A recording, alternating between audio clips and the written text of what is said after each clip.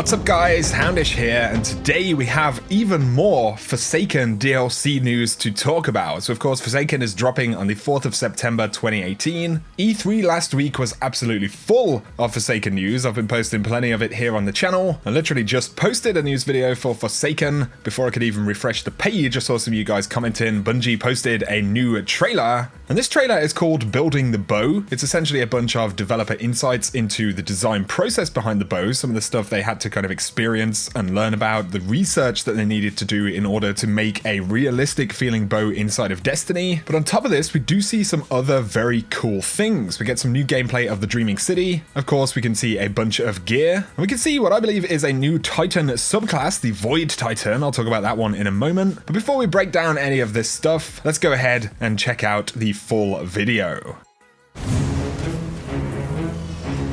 I have wanted to get in a bow since, I don't know, 2011, I think. And finally, we were allowed to do it. Thank you, Chris Barrett. This is like a brand new weapon, and we pride ourselves on trying to be amongst the best at our shooting mechanics. So how do we be top notch as far as bows go? A lot of it is like taking the feelings you feel in reality and making sure that they're conveyed some way in the game.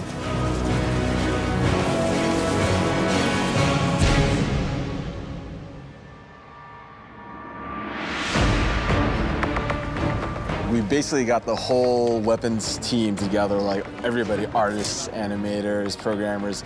We all came together, went to an archery range. And now as you draw, keep this elbow and instead of... It's important to learn the reality of how do the mechanics work, how does it feel to shoot a recurve bow versus a compound bow.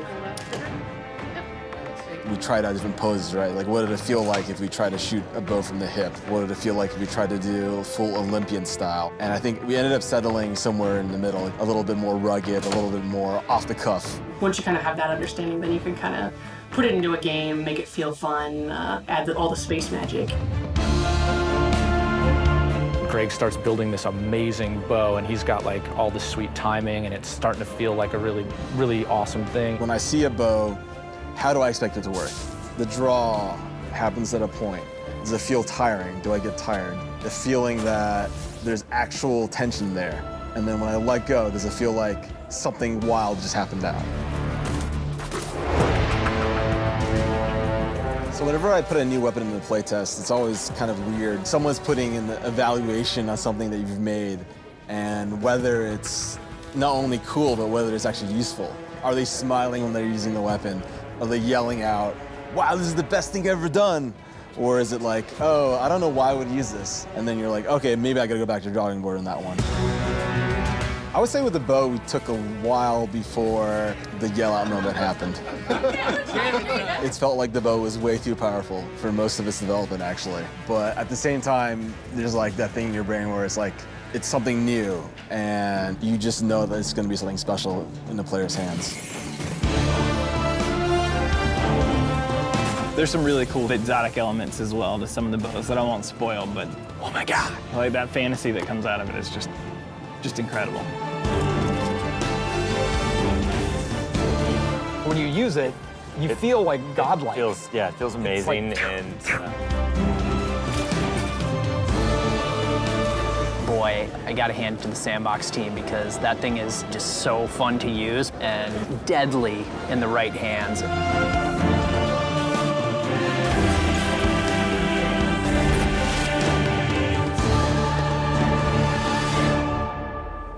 So, like I said, it's a pretty cool video right there. I do want to break down some of the stuff from inside of the video. It's cool to get developer insights and to see Bungie actually, you know, kind of handling some of these weapons in real life. But inside of the footage itself, we start out and we're inside of the Dreaming City. So we're getting to see a couple of new places right here. We can see a hunter with a bow with some nice new Dreaming City themed armor, I'm pretty sure that is. But if you look in the background very carefully, you can actually see circular saw blades, there's no mistake in these things, flying past the screen We can see that these are shrouded in void energy. And so we know the new Void Warlock will have a kind of teleportation mechanic. We have the new Void Hunter, which is essentially Void Blade Dancer. One of the two classes that we really don't know about is actually the Void Titan. And so I'm almost certain what we're seeing here is the Void Titan Super that we'll get in the Forsaken DLC. So essentially you're going to be able to hurl flying circular soaring discs with void energy, which sounds pretty intense. I mean, I could technically be mistaken. This could be an enemy ability, but we haven't seen this anywhere else. And Guardian Supers tend to be very distinctive, very flashy, and very easily identifiable. So I'm pretty confident that what we are looking at is the new Void Super for the Titan. Of course, we'll have to wait for more details. Another interesting thing is that we do see the Arc Warlock immediately after that clip. So pretty cool. I'll be curious to hear what you guys think. Right here, though, we see a bunch of Guardians running through a new space in the Tangled Shore.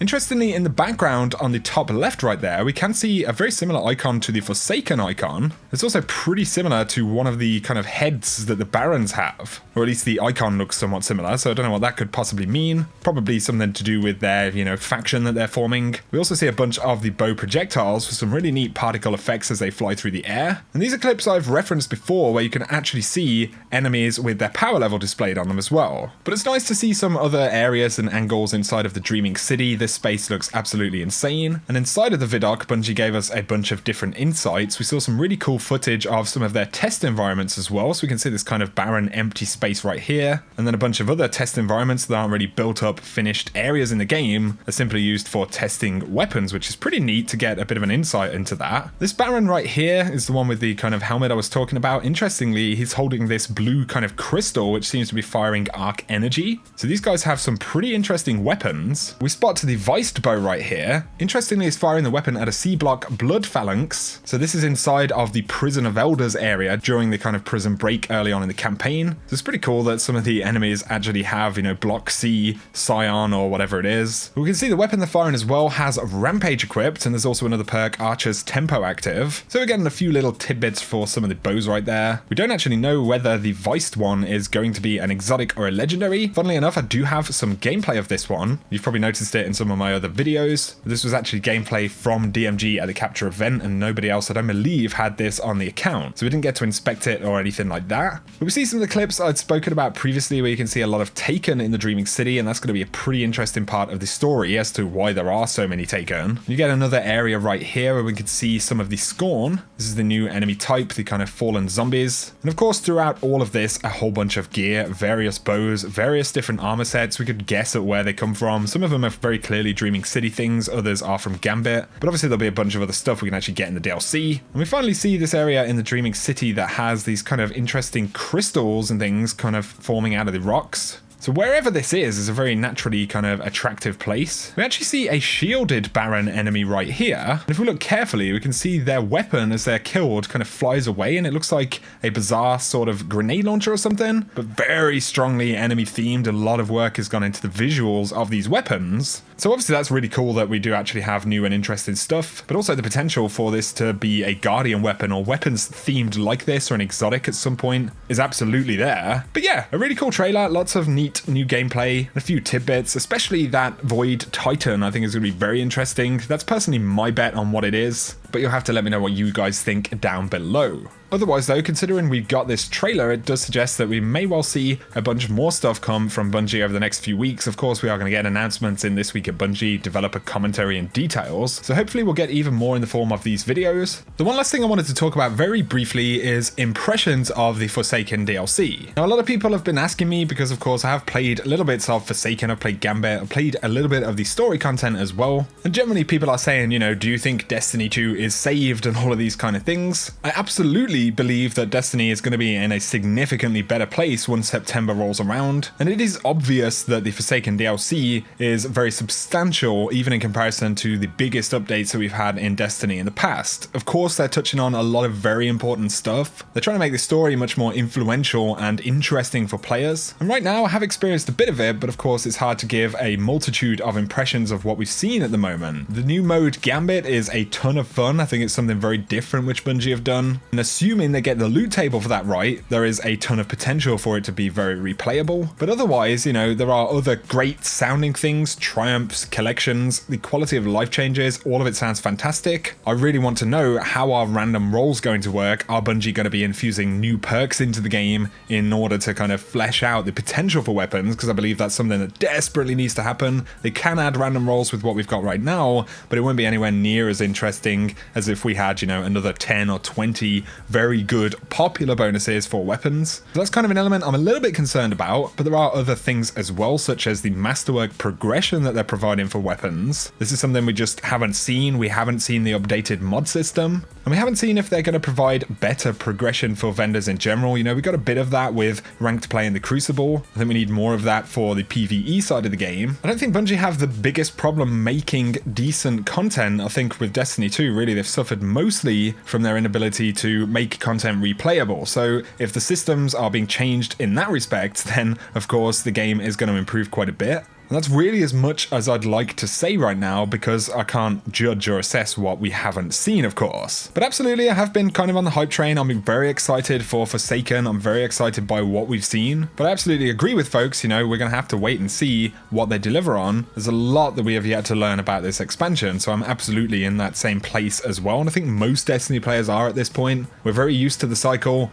We're very used to the risk of getting overhyped by things. And so I feel like now more than ever, the players of Destiny, us guys, you guys, are more savvy. We kind of know what to expect. We know not to get too overexcited, hopefully. But at the same time, it's a video game. Destiny is a thing that we all care about. If a better version of the game is something we want to get excited about, then absolutely, that is our right to do so. You know, no one should tell us not to do that. So that's pretty much where I'm at. Once we've got more info, I'll give you guys more serious impressions. But guys, I'm going to round the video off there. Let me know your thoughts about it down below in the comment section. If you have enjoyed the video though, a like is very much appreciated. If you're new to the channel, be sure to hit subscribe to see a lot more D2 content. I appreciate all of your support, guys. But for now, whatever you do, I hope you have an awesome day.